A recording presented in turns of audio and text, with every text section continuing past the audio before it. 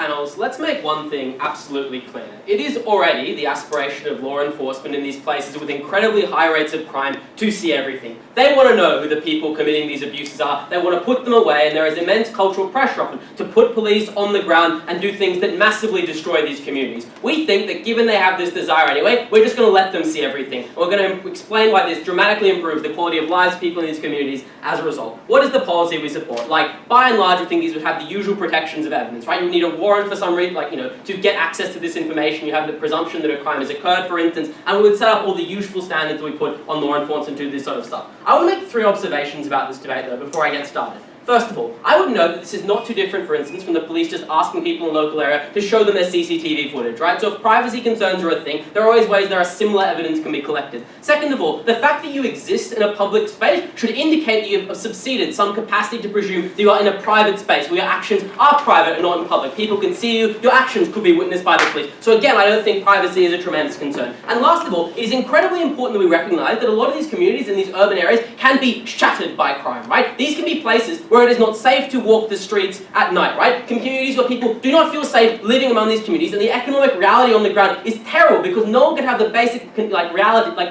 guarantee that crime will not occur. We want to fix that. Before that, to get into that stuff, 2 arguments. First of all, I thank you why this massively helps communities, and second of all, why this stops bad policing. First of all, on helping communities, we think that crime by and large is awful in these situations, and we can fix it tremendously. Why? The first reason is deterrent. Let's realistically observe that a lot of this crime occurs on the streets, right? It's things like low-level drug things where people buy and sell drugs from different people, no thank you. It's things like violence that occurs where opportunistically people will assault someone or mug them in order to get a small-scale economic benefit. And this behaviour, A, in the first instance, makes that public area unsafe, right? Which means that local businesses are often hurt, and the economic reality on the ground, which feeds back into the crime, becomes terrible because local businesses cannot be guaranteed they have the basic security in their economic situation. But second of all, it ruins the community, right? It makes people feel unsafe to walk in the streets and makes it very difficult to generate some sort of belief and buy into communities that creates a sort of cultural institutions you need to prevent people from turning to things like crime and getting engaged with gangs and the sorts of things that perpetuate those very same systems. Why do we help this situation, right? On account of, you would have to be farcically stupid, I think, to commit a crime in a public space when you literally know there is like a drone above you that will see your face and will be able to report where you walk to after the fact if you commit that crime, right? Realistically, at the moment, the only way you can reasonably be caught doing these sorts of crimes is if there is a police officer nearby, or if you happen to be silly enough to commit a crime in the scope of where a CCTV camera happens to be pointed. And I'll take you in a second. We,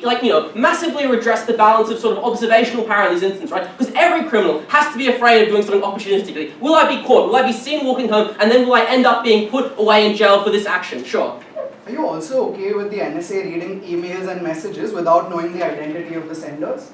I do not. That's virtually completely destroyed from this debate. We very specifically want to talk about policing on the ground in urban communities. Right? I don't care what your emails are like. Maybe we support it, maybe we don't. Give me a reason why it's relevant. Second stuff, we think that we can correctly predict people and get good outcomes in the judicial system far more likely with this kind of policy. Let's recognise that one of the huge things that turns people in these communities off policing is the fact that people get put away for things they simply did not do. Right? Because often you have to rely on things like hearsay when there is immense pressure to put someone away from thank you for a serious violent crime. And this leads to things like mistaken identity, especially when these things are often drawn along racial lines, right? Where you say, I saw a black person walking away from the scene of this crime, and you happen to find someone who the police can reasonably peg some of the blame on and might not actually be responsible. Now we can see where specifically they walked to after committing this crime and have a much bigger guarantee that we're getting the correct person. And this, in the first instance, means that we address the sort of, the extent of hatred that is felt by a lot of these communities to the police force, right? Because we're no longer locking up people for no reason. But second of all, we can get this better because there's very little capacity to enforce policing stuff by and large in all these communities. Very often a problem is that if you call the police in an area like this, they simply will not come. Or if they do come, they have very little capacity to do anything to you, right? Because they're often chronically understaffed relative to the sheer volume of crime that occurs. And that has the effect of people not thinking the police can functionally do anything to protect you, and also not wanting to get engaged with, because there's very little upside to you, but there might be a lot of downside if you yourself are involved with some things that might get particularly dodgy. No, thank you. We fix this. We make it more likely that people access their rights and actually start to call other people out on crimes they know have occurred, or talk to them, because they know there's a basic guarantee. There's a very simple and easy to use tool that can point the person, this crime occurred in this locale, the person who committed it walked down this street, then into this house, and presumably lives there, or they walked out of that house, they then went to where they live, right? That guarantee that we can catch people who commit crimes makes people more likely to give information and access their basic legal rights, which is incredibly important for protecting those communities. Before I move on, closing.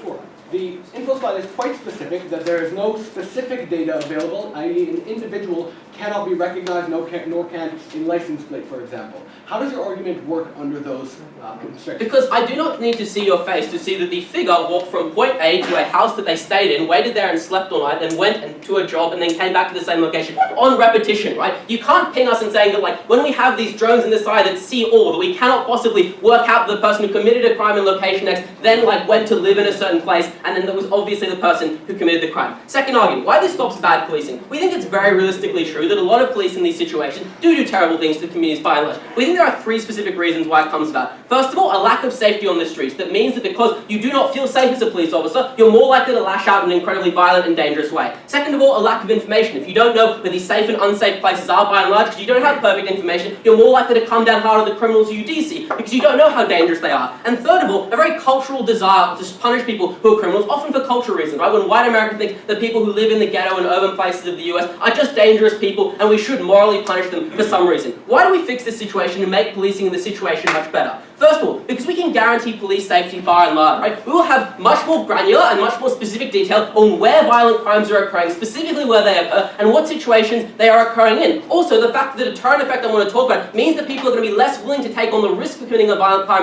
because they know it's more likely they'll be caught, means that the streets will become necessarily less violent. That gives police more respite to be not as aggressive in situations where they otherwise would need to be. That means they won't fire that shot, or they won't be incredibly brutal to someone who is committing a low-level offence, which means that those communities will not feel as though they're being brutalised by the police in those situations. Second of all, because we can actually catch the worst crimes, right? Some of the worst stuff that occurs with policing is things like broken windows policing, right? Where you just punish people for like silly small crimes because that's the only way you can potentially make some inroads into crime, right? That is the only mechanism you have to deter crime overall. We give them a much better mechanism, right? They can go after the big crimes specifically without needing to punish low-level people and throw them in jail for silly things and make them into future criminals. We can give them a tool that specifically lets them target people who are doing the worst stuff specifically who are doing the worst stuff. And that means they're more likely to only have to pursue the sort of higher-end crime to fulfill that cultural desire to punish the worst offenders. Speaker, remember these communities are already awful, right? And police are already doing awful things in this situation. I do not think that being able to see everything is manifestly going to make it work in these situations.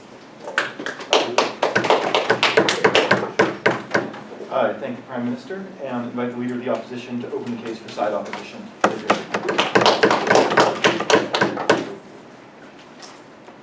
The reason opening government lose this debate is that they made the case contingent on the ability of police departments to identify and record the activity of every individual the police wants to identify and record. John said it in a response to the POI that you are very easily going to be able to tell who's coming in of a house and who's going in where, which means their case, in order to be successful, needs to be able to track the activity of every individual that a police department wants to track. That's a contingency for them to prove their effectiveness argument. What I'm going to do firstly in my speech is talk to you about what this actually looks like, what these drones actually record, and what kind of information you're actually likely to get and whether that's effective. And secondly, in the case that they are talking about that it's going to be effective, it's going to curb down fundamental freedoms that are not okay with curbing down.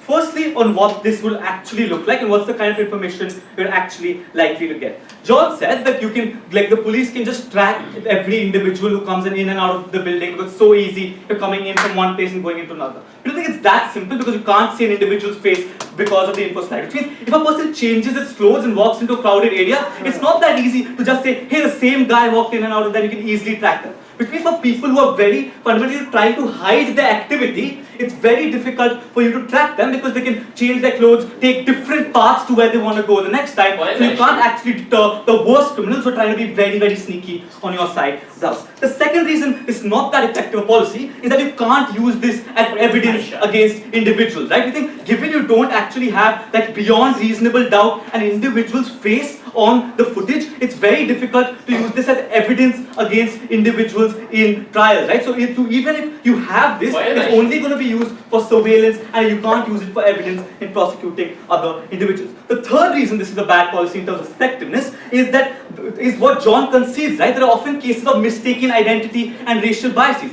note that in this policy you can probably see the skin color of the individual walking down the street. So if you have black people collectivizing in a particular area versus white people collectivizing in a similar activity, it's much more likely the police is going to use this data to surveil the African Americans or or racial minorities in different parts of the world, and going to crack down on them because they have much more information and much more reason to suspect those individuals because of the biases. Which means mistaken identity and racial biases seep in much more on your side when you see black people and minorities getting together and collectivizing a particular area versus when you see white people collectivizing in that particular. Which means that without showing effectiveness of this particular policy in terms of how you're able to survey and use the information you're getting, opening government cannot win. The only thing opening government wants to say to this is that, hey, it's just like CCTV footage. In which case this can't be a debate, right? This is overall surveillance of all streets in an area, which means you have complete information of all areas and all individuals going in from one house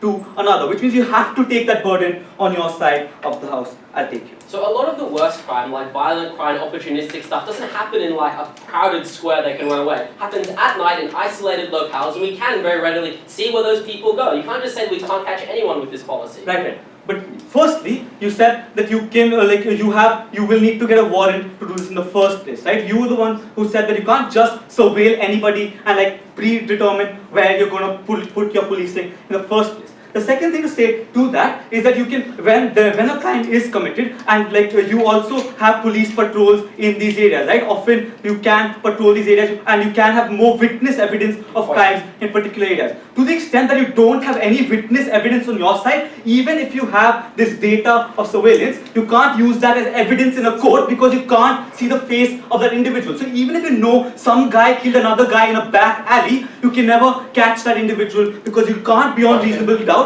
prove it was that individual who committed the crime. So that's something you can't use on your side of the house. Before I talk to you about essential freedoms and how this curbs them in particular public spaces, I'll take it. Yeah, sure. On your side of the house, right, it's true that this isn't a smoking gun. At the very least, this kind of data can be used to prove things and alibis are false, right? We think that even if this doesn't prove all crimes, there's at least some kind of marginal value to this data. Right. Okay, we will concede from opening opposition that there might be some degree of some marginal benefit in terms of surveillance on your side of the house, right? Of course, you'll have some more data than before. That's something opposition can't win. All we're saying is that you won't be able to create a lot of protection and from your side of the house. They've overblown the extent to which they're protecting individuals because you can't use this evidence in a lot of instances. How does this curve essential freedoms in public spaces uniquely on their side of the house? Firstly, as they noted out already, trust in government is not very high in these areas anyway, which means that you have now that you have drones and surveillance of entire areas, people are already not trusting the fact that the government is looking to crack down on the activity anyway, right? Which means that what are the few things that are likely to happen? We think that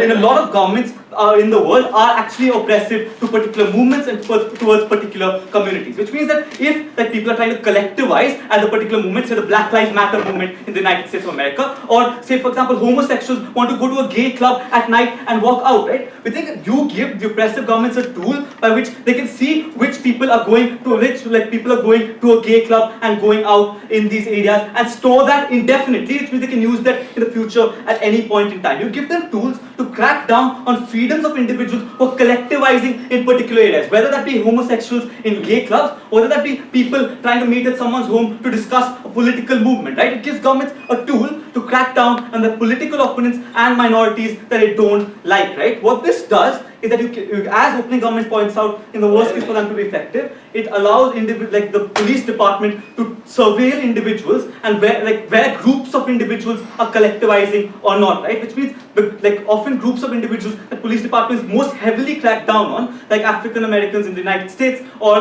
homosexuals across the world, are most likely to feel deterred from getting together because they are afraid of the state. Which means it's much less likely for a homosexual to step out of his house and go to a gay club in a conservative locality, especially when all the area is being surveilled, as opposed to some police cars going here and there. Which means it's very unlikely for political groups to try and get together when they're scared that the government is surveilling the entire neighborhood and has information at all points of time of all the activity and can always access that information. right? Which means that you deter a lot of personal freedom that people should be having but don't have in these particular areas. The second thing to say is that there's more likely to be abuse of power, because this is evidence that you have that you can use to surveil individuals but you can't use in court. Which means that they can't use this particular data to actually send people to prison. They can use this data to surveil individuals, and they can use this data to curb down on personal freedoms of people they can get together. This doesn't solve crime, this does increase abuse. We're very proud. I thank the Leader of the Opposition and invite the Deputy Prime Minister to continue today's debate.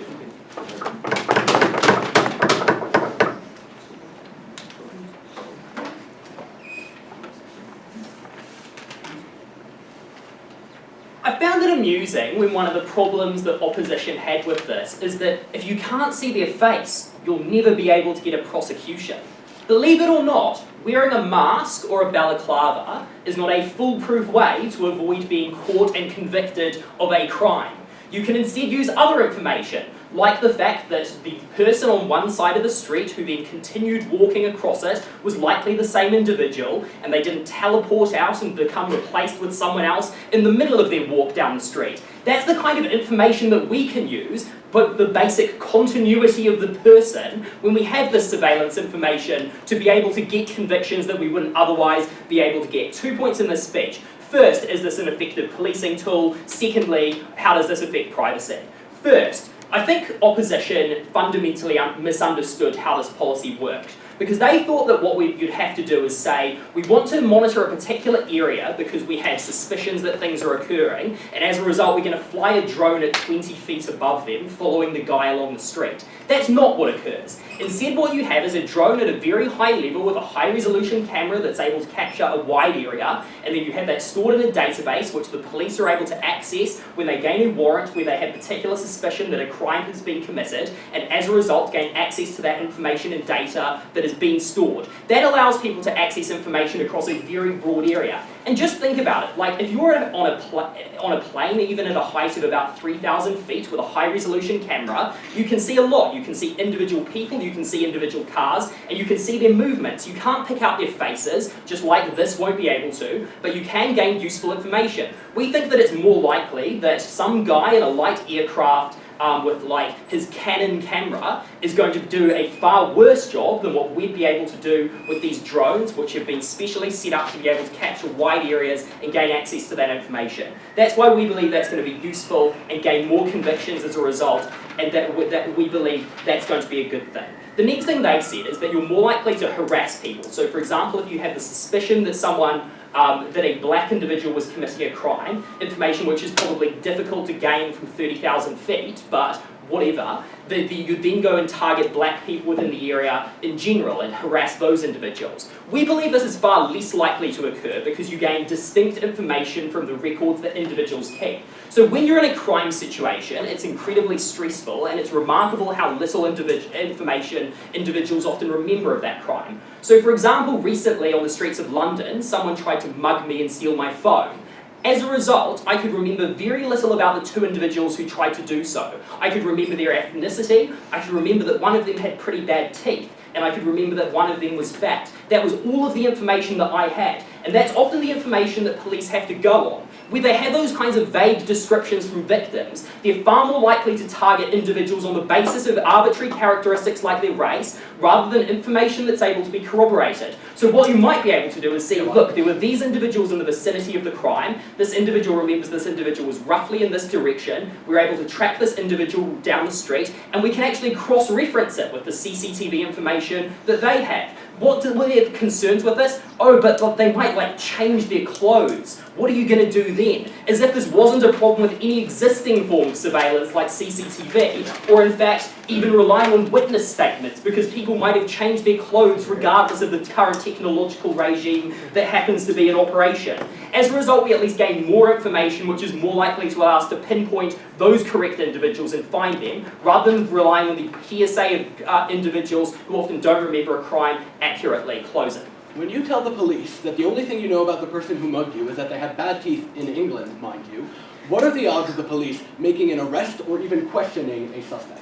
So if you're able to, I'm probably able to remember the location of the crime, you're able to cross-reference who is there at the site of that crime, you're able to then track where they go. Look, you might not be able to gain a conviction in every case, and that's never been our contention. We're not suggesting that we're going to live in some sort of world where every crime is able to be successfully prosecuted and convicted. What we are saying is that in instances where we lack information or where individuals make complaints, we're far more likely to be able to accurately investigate those and gain the convictions that allow people within these communities to feel safe. Furthermore, to the extent that they need better information to corroborate the information and data that we get from this type of surveillance, we're more likely to be able to do so, because if you can identify witnesses who are at the site of a particular crime and where they move to and be able to then subpoena them for information or bring them forward as a witness in court, you're more likely to get individuals who can remember all of the details that do provide those kinds of safeguards. Those are safeguards that don't exist under your side of the house, and we can only get by allowing more information and new people to come in, sure. Why are police not likely to use this tracking political dissidents and only use it for stopping crime? Okay, sure, I'm coming on to this now. The second point about privacy and why we don't believe there's a significant trade-off here. Look, if we're talking about a community which is harassing gay people and where the government is systematically discriminating against them, we think it is highly unlikely they're following highly sophisticated standards of evidence in those countries. So, for example, the government of Saudi Arabia does not have particularly robust judicial systems with regards to reviewing evidence where they prosecute people for crimes like homosexuality. So the scenario that you propose, where they're going to be able to use this as totally new information that they wouldn't otherwise be able to get through other sources, is wrong. Where it's far more likely to be used is cases where governments aren't willing to rely upon unreliable information and are only willing to act upon information that meets some higher standard. And that's why this debate primarily sits in terms of the change that it occurs within governments where we have good standards of regulation and good standards of monitoring of the judiciary. And that's why it's far more likely that it's going to be used to police areas which are otherwise difficult, where police would otherwise go into communities and harass individuals on the streets on the basis of their race, because that's the only way that they're able to get convictions or make people in those communities feel safe. Where the only way that they're able to gain basic community policing is going out there and enforcing incredibly minor crimes, rather than just being able to focus on the correct conviction of relatively major crimes. What we get is more accurate and targeted policing by giving them more data in a way that's completely the same as any other form of information we use at the moment. So they told us that really you're getting no more information because CCTV can capture this anyway, because we analogize the rights violation to being equal to CCTV. The point there is there's no additional rights violation, but this happens to be far more effective. And as a result, that's the policy that we propose using in conjunction with all of these other tools to gain the necessary, accurate and correct convictions that will result in people feeling safer in their communities, more able to be free to go out at night, where they can have confidence and investments in their communities and ultimately live happier lives. I thank the Deputy Prime Minister and invite the Deputy Leader of the Opposition to close out the front half of this debate. Here, here.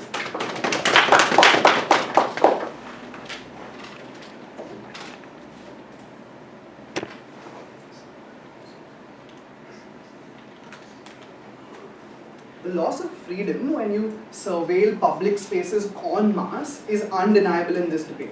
Opening government has failed to acknowledge the extent to which the surveillance extends and the kind of freedoms that are going to be clamped down in this debate. And I'm going to do two things for you in this speech. Firstly, I'm going to explain in more detail about the sort of freedoms that you lose when you have large-scale public surveillance compared to the existing methods of like CCTVs on private properties. And secondly, I'm going to show you how throughout their two speeches, they haven't been able to prove to us a significant amount of effectiveness for this policy to be considered justifiable, right? Because notice that given that there is a cost to this policy in terms of losing out freedoms of people, they needed to show us a large degree of impact in terms of being able to be very sure about getting many more convictions than the existing mechanisms today can bring. We say that they failed on that count, right? So on freedoms, look, this debate isn't necessarily about Saudi Arabia, where like they're going to use this policy to oppress people, right? Even in the United States, which is supposed to be a free country, there is a history of throwing political dissidents into jail, throwing the leaders of the civil rights movement and the Black Panthers, etc. in history under the name of conspiring against the state, or like things like that, right? We think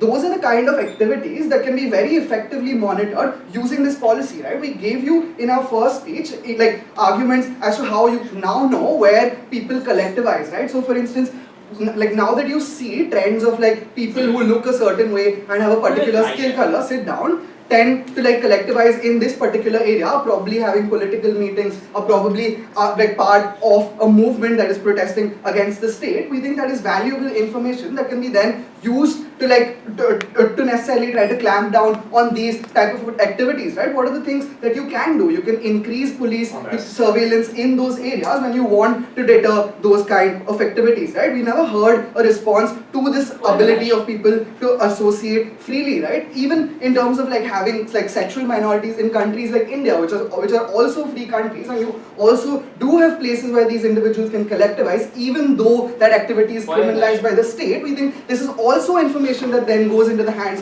of the state that can then use it to clamp down on, sit down on these individuals, right? Which means this freedom of association was a cost that they just let slip in this debate, right? But secondly, on why we think that this atmosphere of fear necessarily restricts people's ability to act in a free way, right? Sit down. Because there is like a palpable sense of tension when you know that there are drones flying around in the air all over you and that every move that you take is being surveilled, right? We think at that point in time you place an additional burden on people to consider the cost of every action that they make, because they don't know that just because they went to a particular area at a particular point in time, they're going to be like criminalized for it and tried for it 10 years in the future if that sit down happened to be near a drug den, right? So how does that then change the actions of people? We think people like in these like areas with high crimes are now going to like just like have that freedom of movement significantly curbed down, right? Because if they know that there are some areas which have a reputation of just being shady, of having like drug like related activities, we think a lot of people are then just not going to venture in those areas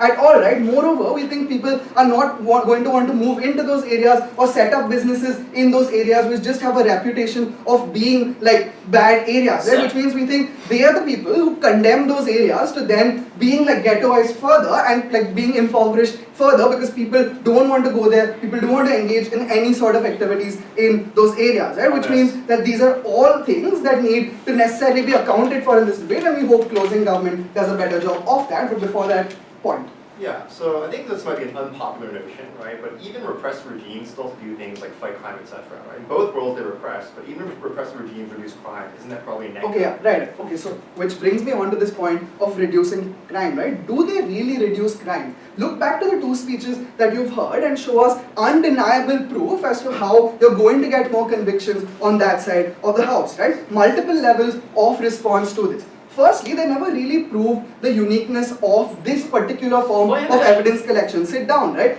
Insofar as other alternatives such as like witness testimonies or like the testimonies of the victims already exist, we weren't sure what the additional amount of information that you got here was, right? Because they never really accounted for the fact that the information that you do get here is going to be very, very diluted, right? Like they can make fun about how people change their clothes, etc. But the point remains that it's very hard to track down the identity of individuals from this particular eye in the sky. Why is that the case? Because often you have buildings where like hundreds of people reside, right? So just because you see someone going into a particular building, you don't really know who that person was, right? Moreover, like we tell you, okay, but before that, yeah, sure. If a police department is hell-bent on harassing Black Lives Matter, they can infiltrate them with plainclothes officers and they can use all of the existing CCTV evidence. Is the additional information gained as a result of this tool more likely to be that, or areas that aren't monitored at the moment where police departments don't have an investment in policing? It's significantly harder to infiltrate a movement as opposed to just surveil like their activities or at a very, very large scale, right? One is easier than the other. That's why we don't want that to happen in this debate, right? So the problem that opening government sets out in this debate is to be able to solve things like street crimes and assault, right? But these crimes, by their very fundamental nature, tend to happen randomly, right? They happen at a random point in time somewhere on the street, right? Which means it was unclear as to how you can even track the movements of these people who are available at that particular location, right? Because you have no trends to go on, right? Which is the only way in which you can establish any like meaning to the sort of images that you have, right? Which means that the only sort of information that you can perhaps get are mundane, everyday movements, perhaps movements to the sort of political meetings that we were talking about, that you're going to be far more sure about than a random street crime that happened at a random amount of time. It's going to be very hard to pinpoint who that particular individual was, given that there exists so much fuzziness surrounding it, right? But finally, on this point of abuse and incentives of police officers, right? Look, they wanted to say that they won't be able to like put people away needlessly or punish them for low-level crimes. We think that insofar as that particular incentive exists, we think it can flip both ways, right? For instance, if you have a police force that is biased against people from certain communities, we think that even their policy gives them information that can help them act on those biases, right? So for instance, if there is, in fact, like if Thomas got mugged on the street and there happened to be a person who looks black in that particular area, using this policy, you can like perhaps go after that person in a way in which you couldn't based on their witness testimony, right? Which means biases flip both ways, right? At the end of this debate, we've told you that there are freedoms that are being curbed and there is no good reason to do this. We're very, very proud of course. I thank the Deputy Leader of the Opposition and invite the Member of Government to open the second half of the hearing.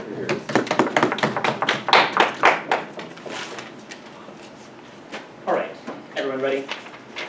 Great to be here at HWS, all that stuff. So, brief overview before I get into 2 points of extension.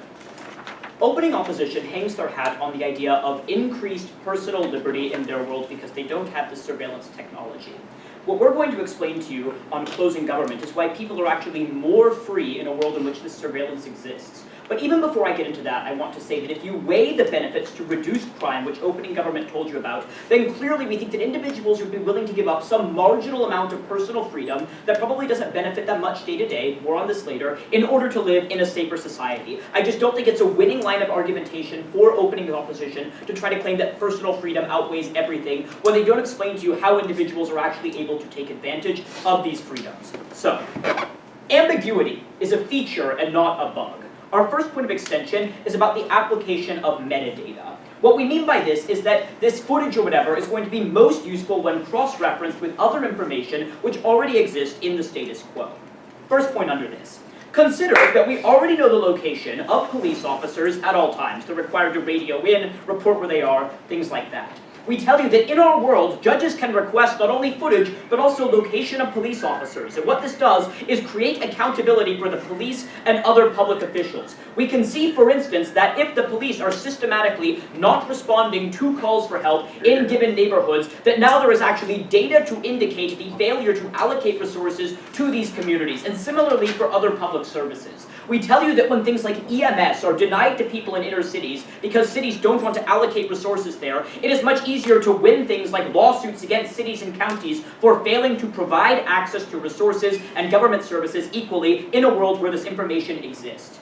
This is better than body cams recognize, because a body cam relies on having every individual police officer wear a camera all the time and never cheat and cover it up, right? It's really easy for a cop to say, oh, my body cam broke during pursuit, and then do whatever they want. But when you have the data that we create on our side of the house, you see that there is actual accountability about where police are and what they're doing. It's true that we can't see their faces, we can't see the white of their eyes and look into them for the evil within, but what we can see is, oh, you were here and you drew your gun and you shot this person and they weren't threatening you, they were lying on the ground. This is the kind of accountability that is much greater on our side of the house. And we tell you that because of things like the Freedom of Information Act in the States or similar policies in Britain or the EU, that ultimately defendants will have much better access to information that in the status quo would only be available to the police. In other words, you can break through this sort of thin blue line that makes it very difficult to go after law enforcement, which means that corrupt cops and things are more likely to be caught in our world. Back half. OJ tells you this evidence is accessible A, to police, and B, with a warrant. What is the likelihood of the police going after this warrant in order to convict another policeman? Look, the information is being gathered and police know that it's being gathered. What that means is that if there is a charge brought against the police for criminal misconduct, the Attorney General, or whatever you have in other countries, is able to request this information to investigate the police. What's more, private attorneys will also be able to ask judges to request this information. Recognize that if the police have access to evidence, they have to share that with the defendant in criminal cases. So, next, a brief point in response to their government oppression arguments. We want to point out to you that you can't see X individual gay, black, Muslim, whatever person. So we tell you that ultimately this metadata is much less useful for tracking private citizens than it is for tracking police officers, people like that. The information is depersonalized, which makes this a very poor tool for the Stasi or whoever. So we don't see that this uniquely facilitates more oppression than you would have in the status quo, at the point where you can't see, oh, I was going to this place. You can only see a person. This is much more useful for the kinds of anti-corruption campaigns we tell you about. Front half.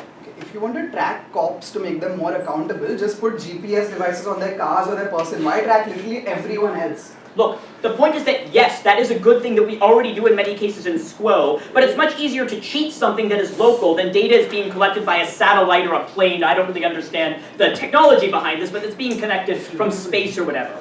Second point under this. This leads to a better culture of accountability. Right now, recognize that surveillance is very selective. CCTV in most cities, maybe not in London, but in most of the world, is only located at businesses, for instance. So if a crime isn't committed at a convenience store, it's very unlikely that you're actually going to have access to the type of CCTV footage that OO tells you solves for many of these problems. We tell you that in the status quo, cameras are reactive, surveillance with drones is proactive, and we can use it to take advantage of this technology more in the future. But we also tell you that ultimately policing is now less politicized because it's more data-driven as a result of this. The culture of accountability is driven by the fact that this information is now available about the entire city of Baltimore, not a given convenience store within the city of Baltimore. Ultimately, it's much easier to track the allocation of resources, to track crime writ large. It's much more difficult to cheat statistics. And at the end of the day, we think that this leads to better policing and ultimately creates a real deterrent for abuse by public officials.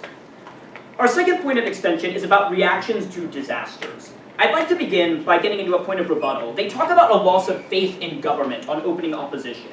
But we tell you that evidence of efforts to preserve security ultimately will increase trust in government. Why is this true? People are disproportionately worried about things that are very unlikely to happen. People are much more worried about another 9/11 than they are about another shooting in the city of Chicago, even though you're much more likely to be shot than have a plane crash into your workplace. So at the end of the day, we tell you that people in the States and other countries have been willing to accept things like wiretapping because they see that it makes it less likely that terror attacks will occur, even if it limits their personal freedom. We haven't seen massive backlash in the US against the NSA, for instance. People kind of shrugged their shoulders after this came to light.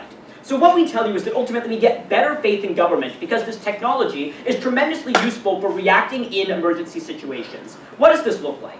In the Paris attacks, the chaos made it very difficult for local responders to effectively allocate resources during the attacks. It was unclear who was doing what, where, who was the closest unit to be assigned to this issue, etc. On our side, we think it's very likely that you can get very quick access to this. Ultimately, you can call a judge, you can get access to this information. And what this means is that it's now uniquely possible to coordinate response, because you simply don't have this kind of bird's eye view of an entire situation that would allow people to allocate the resources out of order with maximum efficacy. So what we tell you is that even if there are some harms to day-to-day privacy, we are willing to fight that if it means better disaster preparedness. One, because we think the public is likely to accept and demand this if it reduces the risk of terror and the like. But two, because we think that ultimately the ability to respond to things like terror attacks out of order ultimately means that you will have many more lives saved in the long run than you would the marginal harms of enabling the police to maybe track one car, which is the worst case on their side of the house. They don't get more oppressive regimes. We don't think, therefore, that they can win the round on freedom when we get all of these real-world impacts that help ordinary people. Thank you. I thank the member of government and invite the member of opposition to open the case for the final thing in today's round, the closing argument. Where am I supposed to stand? Here? I can move the camera wherever.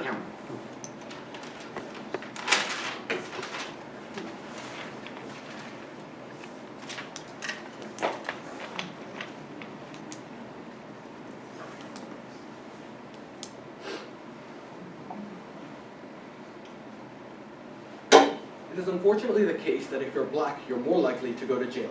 both because of racial biases of law enforcement and society, and because of over-policing. On their side, they make all of this so much worse. OO tell us this is a harm to privacy. Government responds by saying, we're not actually creating any additional harm to privacy over the harms to privacy that already exist today. Closing then go ahead and say that we prioritize safety over privacy. We're going to tell you that this is an active harm to safety that makes policing all that much worse. A few points of response, and then we're going to have 3 arguments. One, on the creation of over-policing, and 2 arguments, on the creation of over-policing and why that's such a negative thing, and 2, on why police action based on A, incomplete, and B, generalized data is more likely to create negative reactions than positive ones, i.e. harm to innocent individuals. See, Tom misunderstands my POI. The point is that based on his report of what happened to him, unfortunately, the police can't act. Fortunately, they can't act wrong either. On our case, on their side of the house, they have just enough information to create action, but not enough information to ensure that action is likely to be positive action. Few points of refutation. One, on the efficacy of this. They tell us, look, it's effective because we can track people. Presumably A, entering the subway system flummoxes their entire case, right? That's a problem on their side of the house, both because subway stops are pretty accessible, and because, notice, this is a pretty simple idea to come by. So just the notion that you can do something like this to avoid the policing of the drones means most people will likely do it. This also knocks down any case that they have on people being deterred from doing this, because assumably, if they can realize that they're not actually going to be affected by this, they're not going to be deterred. Secondly, notice that distrust in police and underreporting is actually the major reason that crimes specifically in these areas don't ever get solved. Because people don't come to the police, they don't give them the information because they're afraid of the police more than they are of the criminals in their very own neighborhood. What does this mean? It means that if you make distrust in the police greater under their system, even if you do give the police more information, and even if that information is viable and helpful information, you still solve fewer crimes because you create a greater deterrent from helping the police into getting that information. Second part of information, second response to CG. They say information on police is important. A, that exists today in the form of GPS, which note, is a drone in the sky, just a little higher up since it's a satellite. B, they say you can turn it off. Make it so that they can't turn it off. Penalize policemen harshly if they ever choose to turn it off for any reason. We don't think that's a major problem on our side of the house. Notice, we point out to them that their solvency is flawed at the point at which police officers don't believe this is likely to be used against them because it would require other police officers acting out against them in order to get this warrant. And they say, well, it will deter them from acting in the first place because they know it's there. If that's the case, it would also be the case under status quo that they'd be deterred just from knowing that their GPS and their body cams exist in the first place. Lastly, they say responses to a disaster, things like that. 2 responses to that. A, this only works if your disaster happens to be in an impoverished area. That's a little strange to be a case for a debate where you only put this in impoverished areas. And B, you can send out a drone in extreme cases. That's an issue of like 2 minutes. For those issues, send out a special drone. You know what? Sure. Yeah, so if you walk into a subway station, you walk smack bang into an area that has lots of CCTV cameras and probably directly give your face to law enforcement, like, I don't think you're as much of a criminal mastermind as you seem to think you are. So, A, most places do not have CCTV in subways either. B, often they are not recorded and stored. And C, even if that is the case, you can still walk into a shop with lots of other people and take off your sweater. You can still walk into a building complex with a whole lot of other people and change your clothing. The point is, the likelihood of you being tracked properly is quite small. Let's talk about over-policing. So, notice they kind of accept that this is over-policing. They say, we're adding a whole lot of policing into these neighborhoods. Crucially, they're adding policing to neighborhoods that are already today have a lot of policing because they are neighborhoods with high crime rate. Now they might say, we're doing this instead of boots on the ground. We decide to put these up instead. Not something they did say, mind you, but something they could have said, no thank you. Why do we think that's not the case? A, at the point at which more cameras are catching more crimes in action, the likely response of police forces to that is to put boots back on the ground. B, the incentive of individual police officers is to get as many arrests as possible. This means that it is in their own interests to be in places where they're likely to stop the crimes ahead of time. So even if, in first place, they're going to replace police officers with these. We think in short time periods, it is likely to be in addition to the policing. Why is over-policing a negative thing? 4 reasons. A, their argument on broken windows is exactly what creates the perception that more crime is likely to happen. When you see so many police officers, you assume that is because there's a lot of crime in this area. When people see areas with a lot of crime, they are in turn more likely to commit a crime under the notion that it is somehow okay to commit crime in these areas. So this is their argument. No, thank you. 2, we think that you create a lack of feeling of safety within the people in these neighborhoods. Now they tell you they feel safer when police are there. Unfortunately, it is the reality of most people from underprivileged society that police officers are more likely to do harm to them than they are to assist them. This means that specifically in these neighborhoods, you lower safety when you add more police officers closing. Yes, the under-policing that you get on your side when there is much less accountability about racist allocation of resources is more likely to jeopardize people's lives day to day than over-policing. Disagree, we think we already responded to that. Thirdly, we think that you get an expectation created from the individuals. A, on an internal level, that they're more likely to be targeted by police, but B, on an external level. The moment you have over-policing in black neighborhoods, you create statistics in which more black people are arrested. Those statistics are later used by people to then enforce more over-policing on minorities. Lastly, why police action based on incomplete generalized data does more harm than good. When this data exists, you create massive pressure on police to act based upon this data. However, this data coincides with preconceived notions that police officers already have on minorities within this information. When Tom tells you, when OG tells you, when police know that a black person committed a crime and that's a problem, we say that it gets exacerbated under our side of the house because you have specifically this incomplete data set on these people. Specifically video, we say, is extra bad because it has this air of believability about it, even when it doesn't have enough complete information to give you a proper arrest. This means that you create enough sense of the police to take action, but once they take action, they line up 10 black people and choose one to an extent at random. That person then gets victimized by sunk cost, meaning they're more likely to go to jail even though they haven't done anything wrong. All of this means, while they add police, it is negative policing to the police. I thank the member of opposition, and to give the final speech for side government to Gov. Webb.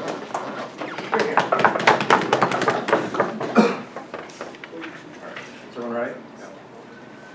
So before going into point crystallization here, right, I just want to make a couple observations. I think unfortunately, the rest of the teams in this round have focused on a very tactical level, right, in the sense that, okay, if you have this camera footage, what can you do? Unfortunately, CO doesn't really respond to Drew's material about how, at a systemic level, what we're really talking about is how people allocate resources, where police go, that kind of thing, right? Ultimately, here, I think that's why we're going to claim the debate here. I think another thing to note, though, is on the side of opposition, all their harms ultimately, right, are mitigatory or they're non-unique, in the sense that they say, not every time we're going to be able to go ahead and be able to hold police accountable. Okay, fine, we fight that, right? But on balance, I think if we're able to provide that, we're probably winning the rounds. And all the other things they talk about ultimately, about how this is like rights violated, etc., I think we prove you pretty definitively that these already exist for other forms of surveillance, etc., right? I think lastly here, though, I want to point out the double bind on their side of the house. On their side of the house, they would have you believe that these kinds of videos are not good enough for convictions. But at the same time, though, they're good enough to go ahead and racially profile individual people. Right? I don't think they ever go ahead and explain how this can possibly be true, and at the point at which this video is so granular you can't tell who the person is, but also, hey, it's also conveniently just good enough that you're able to go ahead and line up minorities, etc. Right? Like, I think in any country where you have civil liberties, where you have a rule of law, the same levels of evidence, the same levels of doubt, etc., would still apply. We don't think there's a unique harm on their side of the house. So that mind, though, in our mind, there are two areas of this debate. The first thing we're going to talk about is what actually constitutes successful policing, right? I think the key in this round is to realize that systematic decisions, ultimately, things like where you allocate police, right? How many patrols are in a given area, are much more determinative of policing success than things like cops and robbers notions of after the fact going ahead and prosecuting people, right? Our claim is very simple. At the point at which crimes already occurred, right, your policing systems have probably already failed to some degree in the sense that people felt like they could go ahead and commit crimes, etc. So we think that in the status quo, there are a number of factors that decrease the systemic effectiveness of policing, right? One, Drew tells you this gets no response at all from CO about political considerations. In the sense that, for example, in a city like New York, right, the borough of Manhattan gets lots of policing resources. That's where businesses are, right? That's where CCTVs are. These are the most visible areas where places like the Bronx or Brooklyn comparatively get much less resources, etc. Right? I think ultimately here, the kinds of politicking that happen at a local level, right, in a city council, in fact, at certain wards and certain aldermen get a lot more resources. This leads to a very pernicious cycle where low crime, or rather low income areas become high crime areas because ultimately there's not police around to make sure that people with minorities aren't also victims of crimes. Right? I think ultimately on the other side of the house, this is a problem that's not solvable by current mechanisms. But the second thing we talked to you, though, about is that in the status quo, lots of policing is based on dogma. Right? The idea that broken windows policing was a good idea for 30 or 40 years in this country, I think was perpetuated by the lack of things like empirical data. Right? So ultimately, though, how do we solve for these two major harms that we identified? We tell you that empirical data, ultimately, like on a comparative, right, it's probably a lot less deniable. At the point at which you're able to point to the fact that, hey, it's not the problem that like Manhattan has crime, rather it's places like the Bronx or Brooklyn, right? I think comparatively speaking, it's much easier for citizens to make the case that we need more policing in these areas, right? I think, for example, if you take the example of New York City, right? There's a system called CompuStat. They go ahead and they track all the crimes, and this has led to like more effective data-driven policing as opposed to dogmatic policing. And you've seen, for example, recent New York mayors more able to go ahead and allocate police to high crime areas as opposed to areas that have the most political influence, etc. We say this is possible inside the house. Sure. When police officers know only that a black man committed a crime in a certain place, if that is all the information they have and they are now empowered to act on that information, what are the odds that they arrest the right Okay, sure. So I think, again, you're not responding to the fact that, if you exist in a country with good civil liberties protections, like the United States, right, where the bar of prosecution for a criminal conviction is 99% certainty, right, we think, if it's true that this evidence is less good than CCTV data, as you tell us again and again and again, you're less likely to have conviction in the first place, right? This is a double bind that they can't resolve on their side of the house. They've lost around there already. But continuing down this path, though, right, we tell you that empirical data solves these things, and for example, when you cross-reference this with other things, right, for example, if police response times are really bad in an area, you're able to sniff out malfeasance, etc., right? But second, there's successful policing, though, aside from how data fixes or comparatively address these things. We talk about how accountability is good, right? We tell you that in status quo, information is selective, in the sense that the areas that can afford to have CCTV cameras are able to record crimes, right, are able to lobby for things like more police resources, etc., right? But now we say that, for example, because it's more universalizable, right? If you're the victim of police abuse in an area, right? Imagine in Ferguson. I think if you guys have followed the case in recent months, the civil case has proven that the officer originally lied about many things, right? He says that he was chasing Michael Brown. It turns out he has now admitted that Michael Brown was running away from him much earlier, never threatening, etc., right? I think in instances like that, where you have that footage now, right, where you're able to do things like disprove alibis by both police and criminals, right? I think ultimately on our side of the house, we're probably doing a much better job with accountability, right? Yes, they say this might not happen always. The same problems with how police are under-prosecuted is on both sides of the house, but on our side of the house, we're able to get one conviction. We'll probably get some kind of deterrence, that kind of thing as well, right? We think this is probably good as well, right? Just another thing to note, right? The last thing to note at this point is just ultimately, deterrence comes from systemic allocation of resources, not from reactive, cops and robbers, convicting individual people. Right? I think OG wanted to focus on that. That's great. But I think ultimately here on our side of the house, we proved you that we get better policing. Sure, go ahead. If you agree that this data doesn't meet the bar for beyond reasonable doubt, you disagree with your OG's ability to convict at all. Do you regret knifing them? Yeah, so I think ultimately, right, if they want to go ahead and say that there are individual instances where this data might help, fine, we're fine with having that. But I think, again, all the other teams in this debate miss the fact that what we're really talking about is where you put police, right, how you allocate resources. You guys have no response to this, it's a bit late now. The second area of debate then is about civil liberties. So I think the first thing that Drew talks about, again, that CEO missed when they went off on their little rants, right, is that ultimately, relative to other methods, this is less invasive. In the sense that depersonalization here is a feature, not a bug, right? In the status quo, the reason why policing is so focused on things like race, etc., because when you have a CCTV camera footage, right, you're able to see the person's face from a slight angle. The jury wants to play detective, right? They want to say, is that person on camera the person I see, right? When I were here from 30,000 feet, you can't really see them. We say this removes that temptation to go ahead and play detective because it's so grainy that it's not useful to you on an individual level, right? It's useful to you in the sense that at night you can see, hey, this area seems to have a lot of people wandering around, right? It doesn't doesn't necessarily have to be racialized, that data is still useful without individual characteristics, or on their side of the house that we say like CCTV cameras, just characteristically speaking, they kind of provide a data that tempt people to go ahead and play judge, jury, etc. Right? Also though, like on these areas of repression, right? They talk about racialized policing. We see on our side of the house now, this is probably less possible now in the sense that this data is less able to be racially interpreted. We say faith in police probably increases on our side of the house if in one case or another, right, police are being held accountable, if you're able to spot when police aren't doing a good job, etc. This probably leads to on-net more faith in policing, more people actually coming forward. I don't think that gets impact from CL. The last thing here I want to talk about is repressive regimes. I think this is silly. Repressive regimes still need to police, right? I don't think ultimately like this is the bright line between repressive regimes cracking down on people and not cracking down, right? The Stasi were able to do this, 1980s technology. We don't think there's unique harm in the rounds, but ultimately repressive regimes probably still have to catch criminals. We're fine with that as well. We are proud to propose. I thank you, Governor, and invite the author to give the final speech of this round. Here.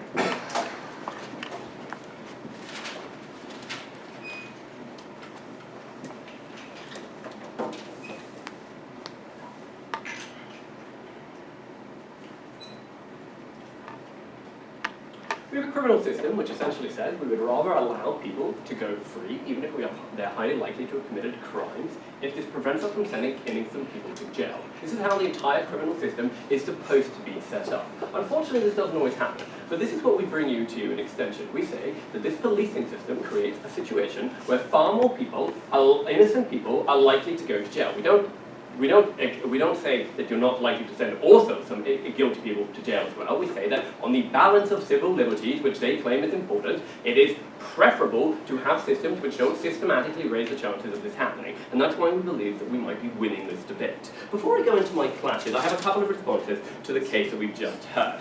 So first of all, please note that the case that we hear on the idea of being able to allocate resources is ridiculous. The idea to allocate resources is seemingly based on the fact that we somehow have metadata. Guys, images aren't metadata, right? In order for you to have any of this data, there needs to be reporting on crimes. I can't possibly tell that a crime has existed in any other case. This means, of course, that you are therefore requiring people to report crimes in order for these to happen. No, thank you. At that point, it would have been helpful for CG or for OG to have some kind of response to the idea of underreporting of crimes in these sort of areas, and if you are unlikely to get any of these statistics, either to action on to deter things, as OG say, or to create the massive amount of statistical data which CG claim to have had. The second response to this, no thanks, the second response is this idea that they say that, look, oh, this is great, because we're putting this in places where policing doesn't currently exist. This seems to run contradictory to OG's line and the idea that we're putting this in exchange for boots on the ground. We think that this is probably an exchange for boots on the ground. No thanks, not yet. What we say is,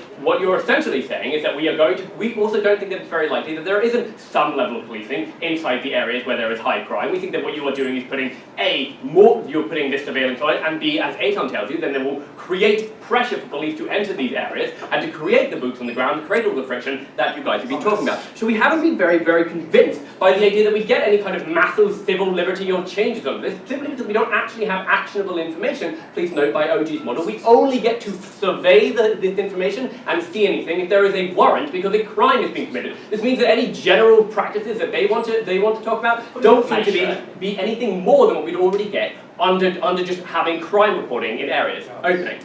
All forms of evidence, whether they're CCTV footage, drone footage, or witness statements, have some limitations. You've outlined some of the limitations within 14 minutes of speech. Do you believe that defence lawyers will have access to some of this information? Right, yeah, we obviously think that they will, that's great. I'll answer that, but here's the idea is that how good defence lawyers do you think that the average black person convicted of a crime actually have? How many of them plead out because they don't have access to good defence attorneys, and that means that you send a lot of innocent people to jail, right? That's the problem there. But so now let's talk about the two clashes which exist under this case. So the first is the idea of personal freedoms. So OG tell us that this isn't a massive change to the kind of other tools which already exist. OO tell this will essentially limit movement, specifically people gathering in large areas are the kind of places which is the kind of thing which this is likely to be used to stop. No thanks. they get answered that the idea that the ability to stop these kind of massive, gatherings of people is probably able to be done so under other kind of policing means as well. And also the fact that, especially in the kind of despotic regimes which they're talking about, there are already exist many other means for them to do so, and actually, quite frankly, quite a few of them, no thanks, use this sort of surveillance. Now, CG then get up saying, look, we're actually improving personal freedoms. Why? Because we're actually helping the fact that police now are somehow accountable for the crimes that they have been committed. They don't actually respond to the idea that Aton gives you that simply body cams and GPS solves every single problem that they say, right? And if they're saying that there's a specific problem of people turning off their body cams, again, let's make that illegal. We don't understand why you would need to surveil every single person going on. And again, this means at the end of the day, this means that they have a serious problem in creating any kind of massive change to personal freedom. What we tell you that the actual idea of personal freedom that is being harmed here is the idea that you're making more likely for innocent people to go to jail. This is a situation that we have because you now give the police more actionable information that they can work upon under what they have, and this and also a pressure on them, which I'll explain shortly. Before that, close it. Yeah, so again, please deal with the double line, the point at which you tell us that this footage is grainy, right, it's unusable, but at the same time though you say it's somehow good enough that people are still able to make racial judgments off this, relative to things like CCTV, where it's much more clear what the identity of the person who's committing the crime is. Cool. So we think that we already do this when we tell you that A, the fact that this is far more prevalent than every single CCTV camera means that you're just simply gathering far more information. B, we think that we tell you this in the idea that in an all-black neighborhood where you have these, in an all-black neighborhood, you can simply, in an all-black neighborhood, you already have that where you're likely to have the surveillance. This is the kind of racial profiling that you'll get. C, we tell you that the fact that, as you say, this is going to be actually used along with CCTV cameras. So we're saying you're going to have grainy information used, but then you have you then have the ability to act upon it. And this is what's important. The public think that you have the idea to act upon it, right? The person who is mugged thinks that the police have the ability to act upon this because they have this giant eye in the sky. They don't understand the limitations of this sort of problem that occurs. They demand that some kind of arrest will happen because you've created this sort of incentive structure. This means that the police then are put under greater pressure to create a sense to actually stop the kind of stuff that is going on. This also means that this also means, by the way, that you're more likely to go out and create arrests overall. You're likely to arrest in these certain neighborhoods where you have this surveillance. In other neighborhoods where you don't have this surveillance, you're far unlikely to ever get the actual information that Aton tells you about to ever go and arrest people. But because there is the limitations on this, you're not necessarily likely to arrest the right person. They say that's fine, because the arrested person will eventually go out to get out of jail. I'm sure the person who A, has just spent 2 years waiting for his bail hearing is very, very happy that his civil rights are being upheld by the wonderful United States of America. We also think that a lot of these people, as I already responded, plead out eventually, meaning that you are likely to get many of these people, which already happen today, simply pleading out, and you are likely to send many of these innocent people to jail as it is. This all means at the end of the day that you are sending more innocent people to jail than you otherwise would, because as you admit, this isn't information which is necessarily absolute, and you are able to work on it. However, you have put it into the hands of the police force, which, as you say, are largely biased against them, are largely untrusted by the community. And please note, all of the changes that they say will happen in the community don't happen tomorrow. They only happen if these things stop. If we tell you that it continues and gets worse because you have more people being rounded on innocent people up, this means they don't get any of the benefits that they talk about. We say that when you have pressure on the police, on a racially biased police, who now have the ability to act more upon this information, they will try and create arrests, which is what the police are judged upon, and this means that they are more likely to arrest people and send them to jail. This creates a system which is systematically sending the innocent to jail, along with a few guilty people, but in the way of the balance, again, we remind you that the criminal system should say we want to send less innocent people to jail, even if it means that we send a few guilty people there as well, not there as well. Thank you very much.